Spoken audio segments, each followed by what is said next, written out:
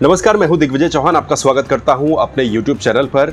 सबसे पहले चैनल को सब्सक्राइब कीजिए, वीडियो को लाइक कीजिए और कमेंट पूरा वीडियो देखने के बाद कीजिए। हाजिर हूं उत्तराखंड की 5 बड़ी खबरों को लेकर के। इस वीडियो में बात करेंगे उत्तराखंड की इस वक्त की 5 बड़ी खबरें कौन कौन सी हैं। सबसे पहली खबर होगी देहरादून में एक और मर्डर केस की। पिछले कुछ दिनों में देहरादून में काफी सारे मर्डर हुए हैं, तो इसी बीच एक और खबर देहरादून से मर्डर केस की सामने आई है। पूरा आपको बताएंगे कैसे एक मां ने अपनी बेटी को बेरहमी से मार डाला। दूसरी खबर में हम बात करेंगे हरिद्वार के बहादुराबाद में जो एक गैंग रेप और हत्या का मामला सामने आया था, उस मामले में अभी तक गिरफ्तारी जो मुख्य आरोपी है उनकी नहीं हुई है। क्या अपडेट चल रहा है वो भी आपको बताएंगे। तीसरी खबर जो बड़ी खबर होगी उसमें हम बात करेंगे कि अश्लील बातचीत करने वाला SHO जो है वो निलंबित हुआ है। आपने एक सोशल मीडिया पर वायरल ऑडियो सुना होगा, उसके बारे में भी आपको बताएंगे। चौथी खबर में बात करेंगे मानसून ने आखिरकार उत्तराखंड में भी अपनी दस्तक दे दी है। उत्तराखंड में मानसूनी बारिश शुरू हो चुकी है। और पांचवी आखिरी खबर में बात होगी कि स्टेट सीनियर सब ऑर्डिनेट जो सर्विस है उत्तराखंड में, उसमें खिलाड़ियों को भी रिजर्वेशन यानी कि आरक्षण मिलने वाला है। क्या वो खबर है, उस पर भी जरा नजर डाल लेंगे। तो आगे बढ़ने से पहले, खबरों को विस्तार से जानने से पहले इस चैनल को करिए सब्सक्राइब, वीडियो करिए लाइक। आज की और इस वक्त की सबसे बड़ी जो खबर है वो है देहरादून से एक और मर्डर केस की। दरअसल पिछले कुछ दिनों में देहरादून में जो क्राइम रेट है वो लगातार बढ़ता हुआ आपने देखा होगा। कई जगहों पर हत्या और इस तरह की खबरें जो है सामने लगातार आई है। इससे पहले गोलीकांड भी हुआ था, लेकिन इस बार जो हत्या हुई है वो अवैध संबंधों के चलते हुई है। देहरादून में एक अवैध संबंध के चलते हत्या करने का मामला सामने आया है। और बड़ी एक अजीबोगरीब बात यह है कि यह हत्या जो है एक मां ने अपनी बेटी की है। जब उस बेटी को यह पता चला कि उसकी मां के अवैध संबंध किसी व्यक्ति से चल रहे हैं, तो उसको रास्ते से हटाने के लिए उसकी मां और उसके प्रेमी ने मिलकर के उसकी हत्या कर डाली। यही नहीं, हत्या करने के बाद 20 साल की वो बेटी थी और उसकी हत्या करने के बाद उसे आत्महत्या का रूप देने के लिए उसे फिर पंखे से भी लटका दिया गया। पूरा जो मामला है वो मैं आपको बताऊं तो 27 जून को पटेल नगर कोतवाली को यह सूचना मिलती है कि उनके क्षेत्र में एक युवती ने आत्महत्या कर दी है पंखे से लटक करके। जब पुलिस को शक हुआ, आसपास के लोगों के साथ बातचीत की, उनसे पूछताछ की गई, तो फिर पता चला कि जिस लड़की के ऊपर यह कहा जा रहा है कि उसने आत्महत्या की है पंखे से लटक के, उसकी जो मां है उसके अवैध संबंध उसके पड़ोस में रहने वाले किसी नितिन नाम के व्यक्ति से चल रहे थे। ये जो युवती थी उसके पिता दूध बेचने का काम करते थे। जब पुलिस को शक हुआ तो उसके बाद युवती की मां और उसके प्रेमी को पूछताछ के लिए बुलाया गया। उनसे जब पूछताछ की गई सही तरीके से, तो दोनों ने हत्या की बात को कबूला और ये कहा कि उन्होंने मिलकर के ममता, जिस लड़की का नाम है, युवती का नाम है, 20 साल की वो ममता थी, उसकी पहले गला दबा करके हत्या की। उसके बाद उसे आत्महत्या का रूप देने के लिए पंखे से लटका दिया गया। यह भी बात सामने आई है कि ममता ने अपनी मां और उसके प्रेमी को आपत्तिजनक स्थिति में कई बार देख लिया था, जिसके बाद उसे रास्ते से हटाने के लिए बाकायदा पूरी तरीके से प्लानिंग की गई और इस प्लानिंग के तहत उसको पहले गला दबा करके मारा गया, उसके बाद पंखे से लटका गया। लेकिन पुलिस को जब शक हुआ तो पूछताछ के बाद ये सारी बातें सामने आई और इस तरीके से इस मामले का खुलासा हुआ। दूसरी खबर हरिद्वार के बहादुराबाद में कुछ दिन पहले, जिस पर हमने एक वीडियो भी पहले किया था, वहां पर एक 13 साल की मासूम के साथ दुष्कर्म, गैंग रेप और हत्या का मामला सामने आया था। इस मामले में एक BJP के नेता का नाम सामने आया था जिसका नाम आदित्य कुमार सैनी था और अमित कुमार सैनी जो कि प्रधानपति था। ये दो मुख्य आरोपी बताए जा रहे थे। इसको BJP से निष्कासित उसके बाद कर दिया गया था और इन्वेस्टिगेशन इस पूरे मामले में चल रही थी। अब इस मामले में अपडेट यह है कि जो दो आरोपी हैं, जिसमें आदित्य कुमार सैनी और जो प्रधानपति था, वो अभी भी फरार बताए जा रहे हैं। उनकी तलाश में पुलिस जगह जगह दबिश दे भी रही है। इस मामले में अभी तक मुख्य आरोपी की जो पिता है उसको भी पुलिस ने गिरफ्तार कर लिया है और मुख्य आरोपी की फरार बहन, निष्कासित भाजपा का नेता और प्रधानपति, इन तीनों की तलाश अभी भी की जा रही है। उसके लिए दबिशें पुलिस के द्वारा दी जा रही है।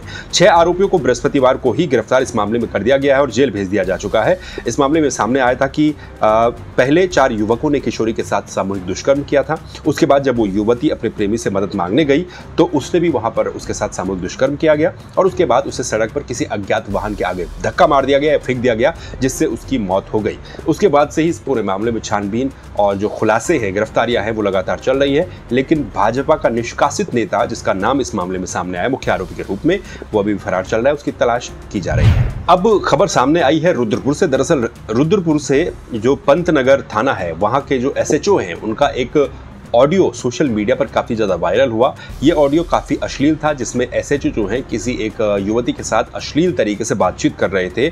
प्रभारी निरीक्षक SHO जो है राजेंद्र डांगी, उनके ऊपर अब तलवार लटक गई है। जो राजेंद्र सिंह डांगी है, उनको सस्पेंड इस पूरे मामले में कर दिया गया है। ऑडियो वायरल होने के बाद जो जांच चली उसमें SSP ने जो ASP हैं, उनकी जो आंतरिक रिपोर्ट थी उसके आधार पर डांगी को सस्पेंड उनके पद से कर दिया है और इस मामले में अब पूरी तरीके से गहनता से जांच करने के आदेश भी दिए जा चुके हैं।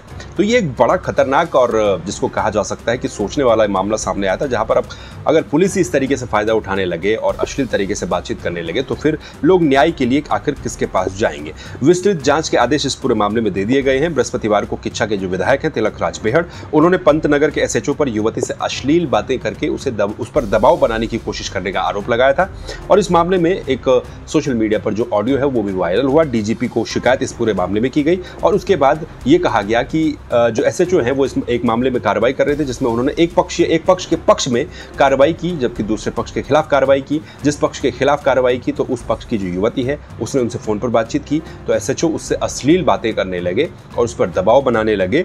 ये पूरा मामला जब सामने आया तो उसके बाद इसमें जांचें शुरू हो गई और अब जो है एसएचओ को सस्पेंड कर दिया गया है। खबर अब मानसून को लेकर के, उत्तराखंड में आखिरकार मानसून ने अपनी दस्तक दे ही दी है। 28 जून को प्रदेश में मानसूनी बारिश हुई है। ये पहाड़ी इलाकों से लेकर मैदानी इलाकों में कई जगहों पर 28 जून से मानसूनी बारिश देखने को मिली है। इसके साथ ही आपको ये भी बता दें कि बारिश के बाद, मानसून आने के बाद अब सभी विभागों को, खासतौर पर आपदा प्रबंधन विभाग को भी अलर्ट रहने के निर्देश दे दिए जा चुके हैं। बारिश आने से दिक्कतों का सिलसिला जो है वो भी शुरू हो चुका है। मौसम विभाग ये अंदेशा इस बार जता रहा है कि इस बार एक तो मानसून का जो समय होगा वो पिछले साल की तुलना में लंबा होगा और दूसरा जो बारिश होगी वो पिछले साल की तुलना में ज्यादा बारिश हो सकती है। यानी कि मानसून इस बार काफी सारी दिक्कतें लेकर के आ सकता है।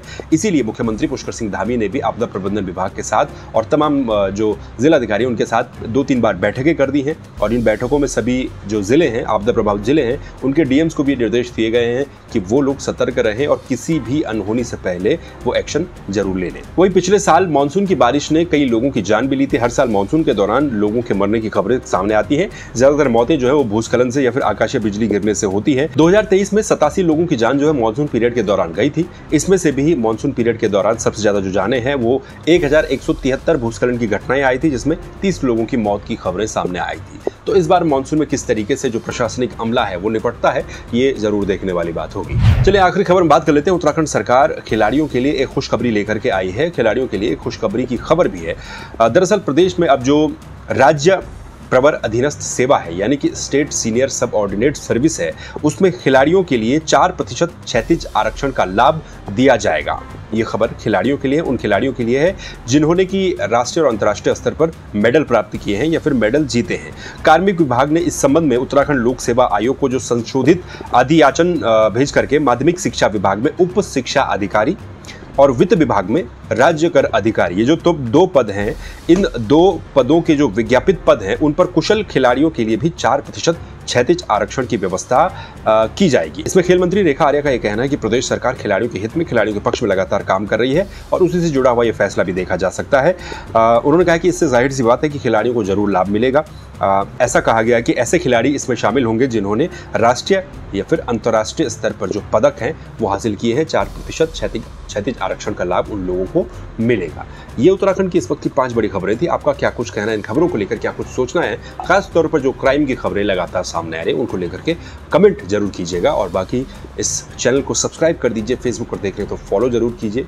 नमस्कार।